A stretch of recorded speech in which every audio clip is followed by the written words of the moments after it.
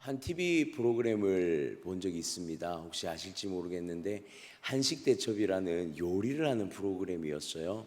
근데 그 프로그램을 이렇게 좀 집중해서 보고 있었던 적이 있는데 각 지역마다 특색이 있는 요리를 가지고 대결을 하는 그런 프로그램입니다. 그런데 많은 팀들이 또 다음 진출을 하기도 하고 어떤 팀들은 이렇게 떨어지기도 하는 그런 모습 가운데 패자부활전이라는 그런 이제 상황이 좀 놓여졌습니다. 그래서 몇 개의 지역의 사람들이 또 요리사들이 모여서 이 패자부활전을 치르게 되고 그곳에서 북한 팀이 결국에는 승리를 하고 다시 대결을 할 수 있는 진출을 하게 된 상황을 보았어요. 그럴 때 북한 팀에서 했던 말이 하나가 기억이 납니다. 북한 팀에서 어떤 말을 그 소감으로 어떤 멘트를 했었냐면 이렇게 표현을 하더라고요. 북한에서는 한 번의 기회가 주어졌을 때 그것을 행하지 못하면, 제대로 하지 못하면 그들에게는 두 번의 기회는 없다라고 이렇게 이야기를 하더라고요. 그래서 지금 주어진 이 기회가 너무 소중하고 너무 귀하다고 말하면서 눈물을 흘리면서 그 소감을 말하는 장면을 보았던 기억이 있습니다. 한 번의 기회만 주어지는 곳이 북한.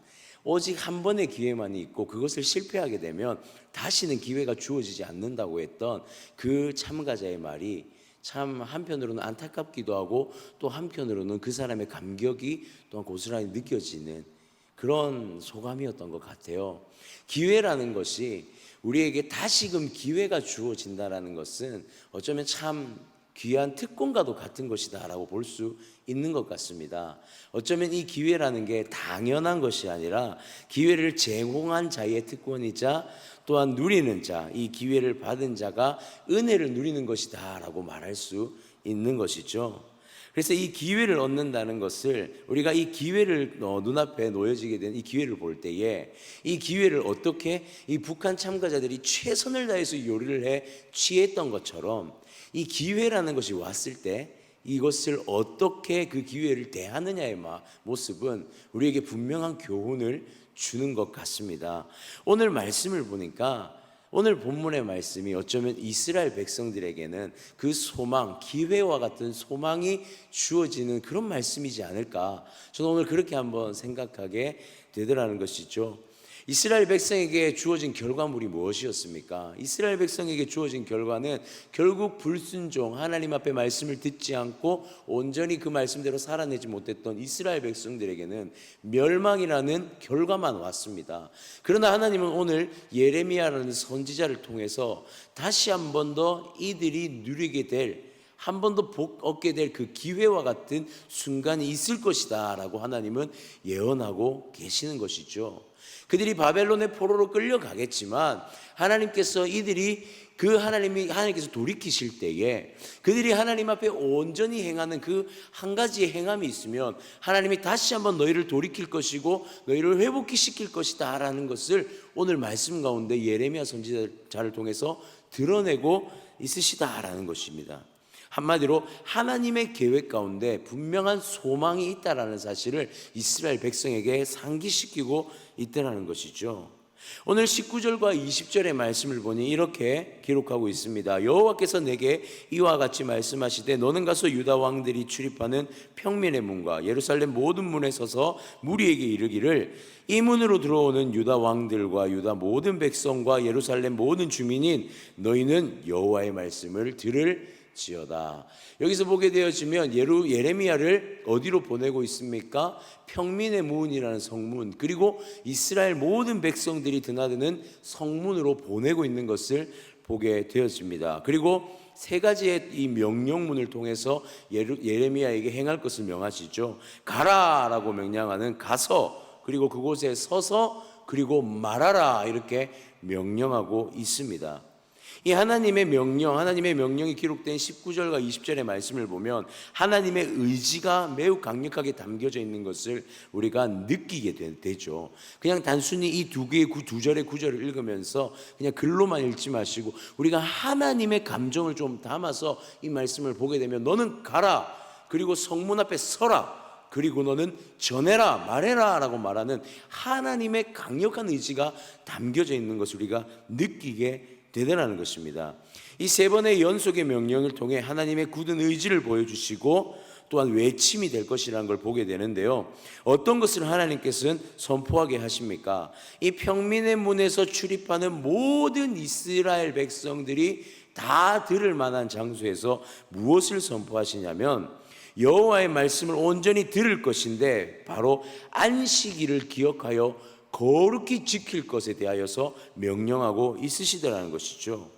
21절과 22절의 말씀을 보니 이렇게 기록합니다. 여호와께서 이와 같이 말씀하시되 너희는 스스로 삼가서 안식일에 짐을 지고 예루살렘 문으로 들어오지 말며 안식일에 너희 집에서 짐을 내지 말며 어떤 일이라도 하지 말고 내가 너희 조상들에게 명령함 같이 안식일을 거룩히 할 것이다. 이렇게 말씀하십니다. 안식일을 어떻게 하라고 하시죠? 거룩하게 지킬 것을 명령하고 계십니다. 다른 명령이 아닙니다. 안식일에 대한 명령이었습니다.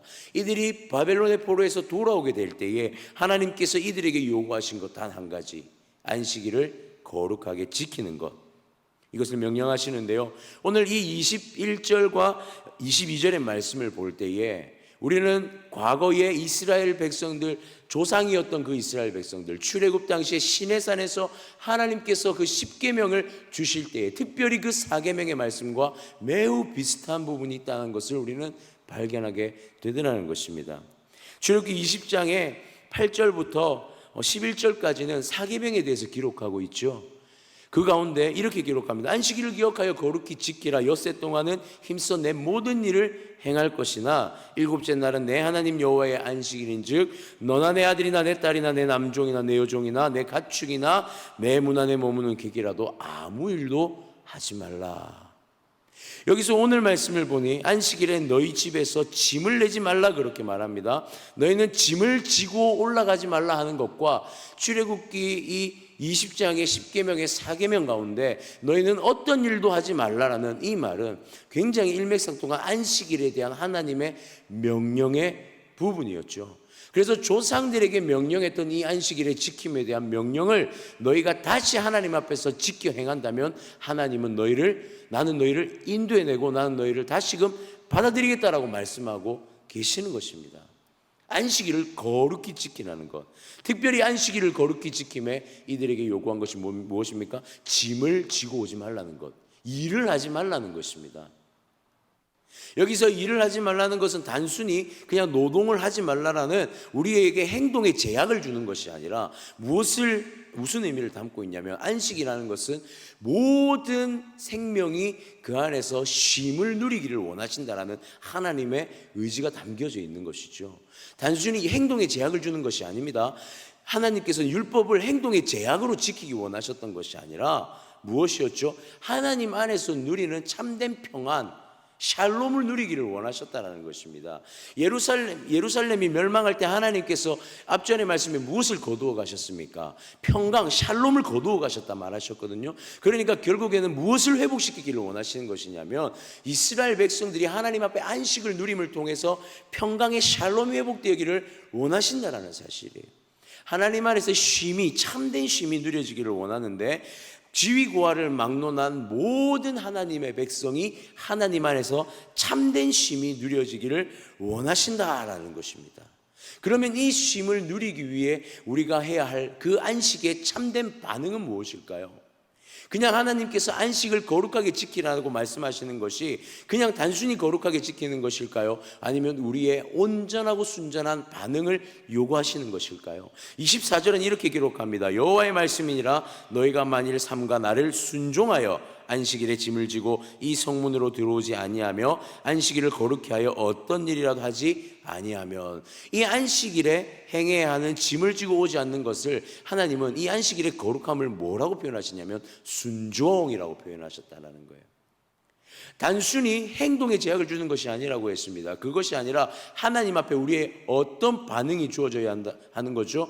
순종이 보여줘야 한다는 것입니다. 이것은 창세기의 2장 3절의 말씀과도 매우 일맥상통합니다. 안식이라는 단어가 처음 사용되었던 창세기 2장 3절에 그 말씀을 보게 되면 하나님이라는 존재와 우리 인간의 존재가 하나님의 복주심에, 이 바라크라는 하나님의 복주심과 나아가 우리가 하나님 앞에 엎드리고 경배하다라는 이것이 하나가 되어질 때 무엇이 누려집니까? 안식이 누려졌거든요. 하나님 앞에 우리가 순종하는 모습이 드려질 때에, 하나님 앞에 엎드려 경배하는 그 경외함의 모습이 온전히 드려지는 순종이 있을 때에 비로소 이 안식이 참되게 누려진다는 것을 오늘 하나님은 우리에게 명령하고 계시더라는 것입니다. 그래서 이것을 누가 행합니까? 이것은 25절에 보니 다윗의 왕위에 앉아있는 왕들과 고관들이 병거와 말을 타고 이 성문으로 들어오되 안식일을 지키는 이 자들이 이 성문으로 들어올 때에 그들과 유다 모든 백성과 예루살렘 주민들이 함께 그리할 것이요 이 성은 영원히 있을 것이다 말씀합니다. 하나님 앞에 온전히 순종하며 돌아오는 그들이 하나님 앞에 안식을 위하여 안식을 마음에 품고 순종하는 마음으로 돌아올 때 이들은 그곳에서 무엇을 누립니까? 영원히 그 성에 거하는 하나님의 안에 영원히 거하는 그 안식을 누리게 될 것이다 라고 말씀하고 있다는 것입니다. 사랑하는 성도님들, 하나님은 이스라엘 백성들에게 단 한 가지를 요구하셨습니다. 하나님 안에 안식을 누릴 것. 그런데 이 안식을 누리기 위해서 행해야 할 것은 안식일을 거룩히 지키는 것에 있다. 즉 하나님 앞에 순종하고 엎드림으로 나아가는 것에 있다라고 말씀하고 있습니다. 그렇다면 오늘 이 새벽에 이 말씀을 우리는 어떻게 좀 적용해 볼 필요가 있을까요? 우리는 특별히 이 안식일을 지켜 행하는 것, 안식의 참된 순종의 모습이 우리 가운데 어떻게 드러나야 하는지를 조금 우리는 고민해 볼 필요가 있는 것 같습니다. 첫 번째는요, 안식일의 성수, 이것을 우리는 좀 주일의 성수와 연관지어서 좀 볼 필요가 있는 것 같습니다. 특별히 우리는 철저하게 이 안식일을 준수할 필요가 있습니다. 철저하다는 것이 무엇입니까? 나의 신분이나 상황과 환경과 이런 것을 중심에 두는 것이 아니라 철저하다는 것은 타협이 아닌 일탈이 없는 온전히 하나님 앞에 그것을 철저하게 드려지는 것, 그것이 철저하게 지키는 것이다 라고 우리는 볼 수가 있습니다. 우리가 주일 성수를 할 때 간혹 요즘에는 이제 이런 모습들이 참 많이 드러납니다. 어쩌면 조금 안타까운 모습인데요, 필요하다면 주일에 성수를 할 때 보면 다른 예배를 찾을 수 있습니다. 예를 들면 이런 거죠. 이번 주일에 내가 예배를 드릴 수 없는, 예배를 드릴 수 없는 상황이 아니라 나름의 마음의 타협을 하는 것 같습니다. 수요 예배나 금요 예배 한 번으로 주일 예배를 대체하는 경우, 또는 새벽 기도를 가서 이 예배로 그냥 이 예배를 대체하는 경우, 어쩌면 이런 모습들이 우리 가운데 참 많이 드러납니다. 시대가 변하고 세대가 변하면서요. 예전에는 그래도 그랬던 것 같습니다. 저도 어린 시절에 부모님을 통해서 신앙을 배웠지만 참 주일의 성수만큼은 생명을 다해서 지켰던 부모님의 모습을 떠올리게 됩니다.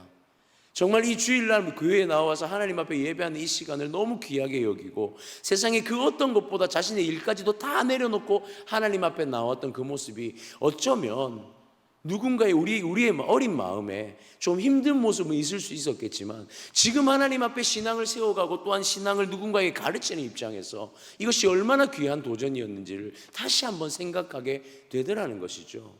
타협이 있더라는 것입니다. 하나님의 예배 앞에 철저하게 결단하고 나아가는 것이 아니라 일말의 타협이 우리의 모습 가운데 드러나더라는 것이죠. 이 정도면 괜찮을 거야, 나 이렇게 예배 드렸으니까 괜찮을 거야. 그러나 하나님은 그것을 원하시지 않는다는 것입니다. 이스라엘 백성에게 요구하셨던 하나님의 안식은 철저한 순종이었습니다. 철저하게 하나님을 결단하고 철저하게 예배를 결단하며 철저하게 하나님과 연합하기를 결단하는 그 마음이 하나님이 요구하신, 이스라엘 백성이 요구하신 마음이었다는 사실이에요. 우리에게 오늘 이 안식에 대한 것, 이 안식일을 지키는 것에 대한 것이 우리의 마음에는 철저한 결단으로 좀 일어나야 할 줄 믿습니다. 하나님 앞에 예배를 진정으로 사모하고 하나님의 관계에 최우선을 두고 나아가는 그 마음이 우리 가운데 있을 때에 하나님이 우리의 삶의 안식을 회복시키실 줄 믿습니다. 그리고 또 한 가지의 모습을 우리가 보았으면 좋겠는데요, 신실하게 이 안식일을 성수해야 된다는 것입니다. 이 주일의 성수의 관점에서, 또한 우리의 삶의 예배의 관점에서 우리는 어떻게 해요? 신실하게 이것을 행해야 한다는 것이죠. 하나님이 주권자 되셔야 됩니다. 우리는 하나님 앞에 예배를 드려야 하고 하나님이 영광 받으실 만한 신실함의 예배가 드려져야 한다는 사실이죠. 교회의 주인이 누구십니까? 예수 그리스도이지 않습니까? 이 교회의 주인은 예수 그리스도이시며 하나님의 다스림 안에 있는 것이 바로 교회입니다.